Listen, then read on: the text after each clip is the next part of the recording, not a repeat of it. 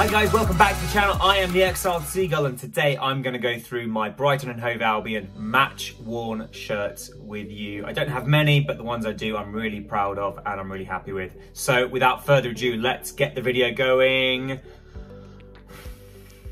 Now, first we have the 1979-1980 home shirt by Bukta.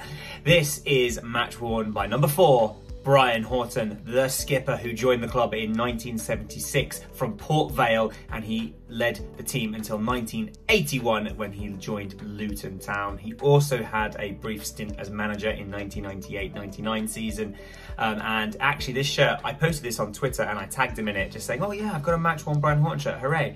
And he responded and we got chatting, and that led to the Albion Obsessed podcast, which I'm a part of, getting to interview him last summer. So I'm going to drop a link to that interview in the description down below because it's well worth checking out, and he's a really nice guy.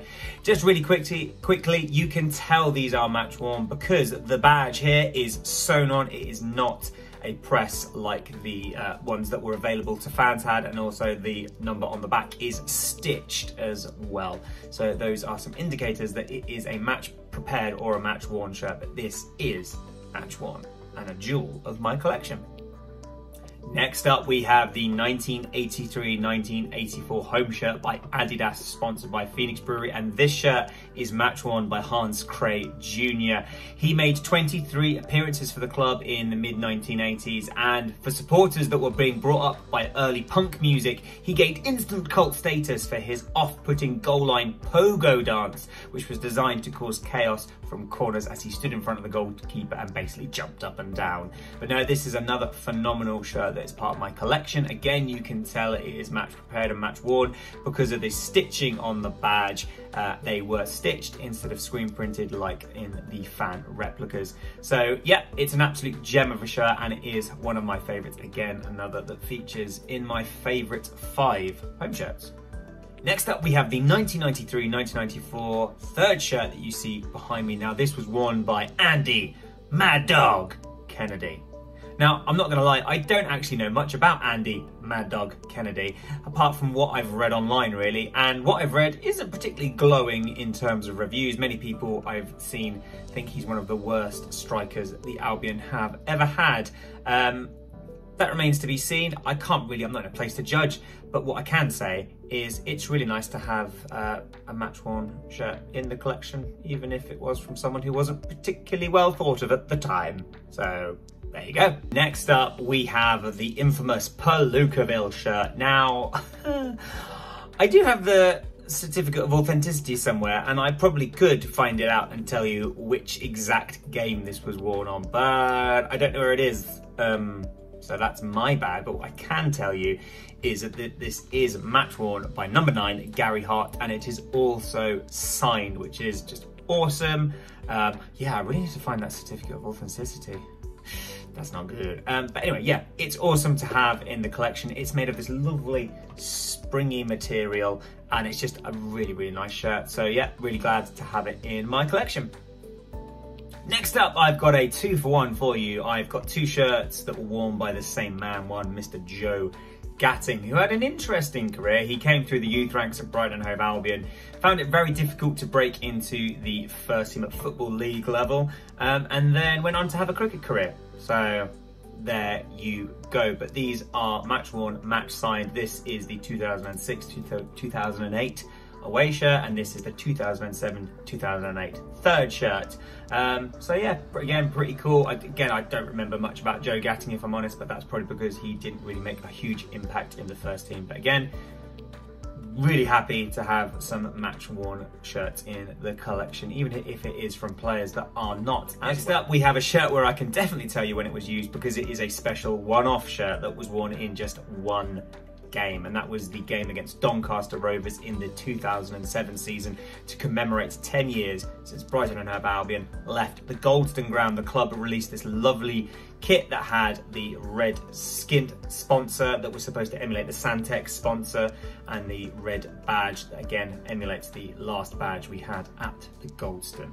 So it is quite wonderful that I have such a unique match worn shirt in the collection. It's the only one of its kind, and I'm absolutely stoked that I have it. I've got the certificate of authenticity upstairs, and yeah, as I say, very nice. Next up, we have the 2008 to 2009 away shirt. It was worn by Jake Robinson. Now, Jake had an interesting career with Brighton and Hove Albion. He became their youngest ever goal scorer at the age of 16 in a cup match against Forest Green Rovers, and he also scored a hat-trick in a League One game against Huddersfield Town, and it was the first time a Brighton player had scored a hat-trick for almost 5 years. So he gained a bit of cult status for doing these things, and we genuinely thought that such a young lad with so much promise and potential would go on and become Bobby Zamora 2.0. Now, unfortunately, that didn't happen for Jake, and he found himself falling down the Footballing League pyramid. He now plies his trade at Worthing at non-league level. But for myself, growing up, you know, he's just a couple of years older than me. So back in 2003, 2006, he was, you know, 16, 19, I would have been 13, 16. And it was just so amazing to think that a player a few years older than me was doing so well at Brighton. And it's just really nice that I have this shirt in my collection because I really looked up to him when I was a young teenager. Next up, we have the 2014-2015 away shirt by Nike that you see behind me here. This was match worn by Adrian Kalunga in the 2-0 victory at Craven Cottage against Fulham in December 2014. In that game, Adrian Kalunga scored from the penalty spot and Solly March scored a while later, giving then caretaker manager Nathan Jones a much needed victory. Now, Adrian Kalunga didn't really kick on from that. He scored 4 goals in total during his time at Brighton Hove Albion before being released by Chris Hughton. But even though he didn't set the world on fire, even though he wasn't a prolific goal scorer, it's still a really nice item to have in the collection. Next up, we have the... Wait, what? Where's it? What? Hang. Okay, enough of this.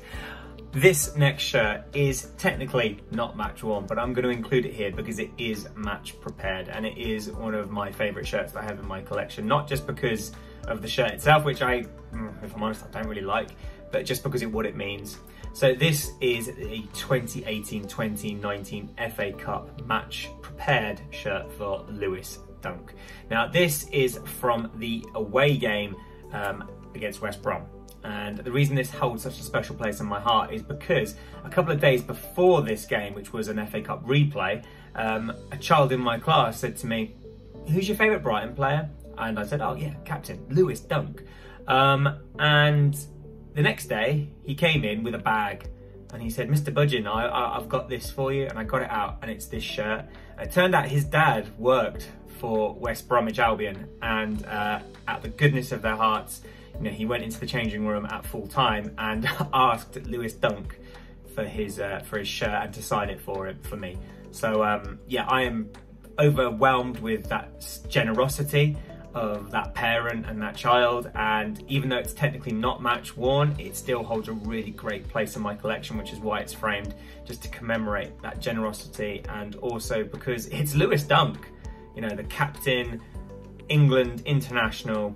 Just, yeah, really fantastic to have it in my collection, and just I believe, a wonderful story behind it. And there you have it. There is my collection of match worn / match prepared shirts.